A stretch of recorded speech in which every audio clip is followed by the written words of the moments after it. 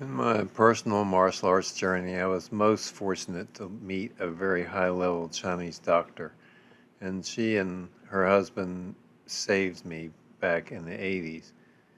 For more on that story, see the links in the description below. Today we're going to talk about some of the things I learned from her.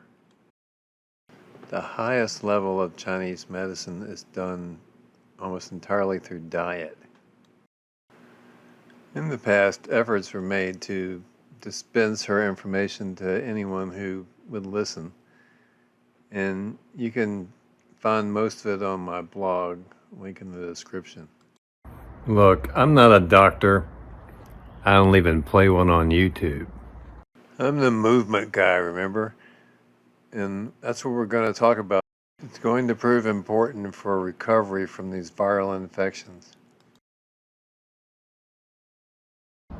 Back in the 80s, my teacher lived here in Richmond, and she was always interested in idiopathic illnesses. And she ended up with a group of 15 or 20 women who had what we now call chronic fatigue. And because of this, I learned a lot about it, even though I didn't think it applied to anything for me. But now I see with long COVID and with repeated infections, at the rate we're going, everyone's going to have a disability.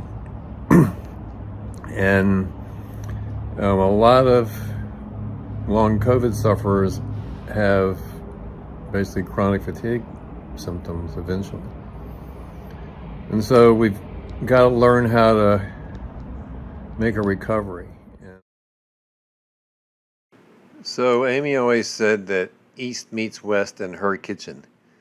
So first, let's look at the Western understanding of chronic fatigue syndrome. And, it says chronic fatigue syndrome is a biological illness that affects many body parts. It causes severe fatigue, not improved by rest, and exacerbated by exercise, and the cause is unknown.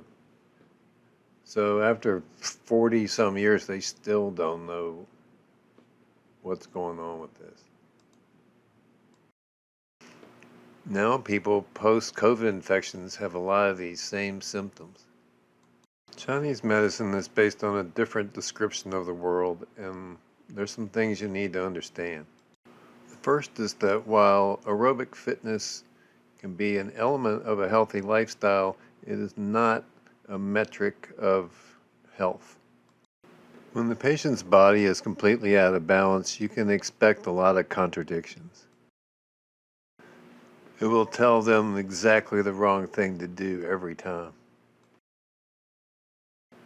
When the body is exposed to poor diet and lifestyle choices, and nowadays repeated viral infections, it becomes weakened, and then exogenous, external pathogens can go in, as Amy would say, the wrong way. Today we understand these pathogens to be bacteria and viruses. The Chinese said cold and fire. Once the pathogenic factor goes in against the flow of the weakened channel, it can move around inside the acupuncture channel system unpredictably.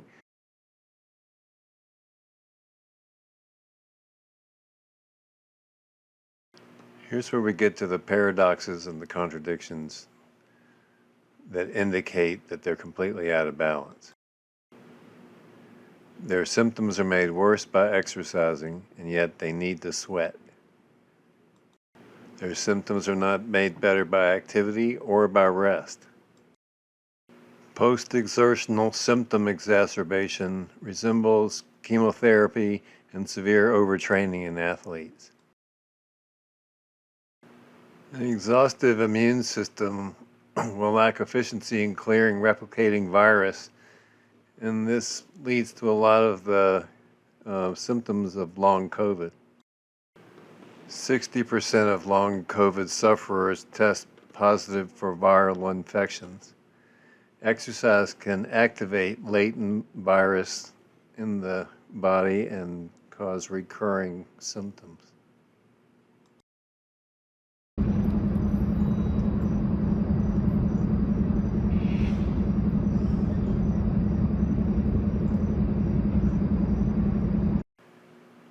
I have a lot of experience working with fibromyalgia, chronic fatigue, autism, and dementia patients using gentle breath and movement practices. But we'll have to talk about that next time. This video is getting way too long.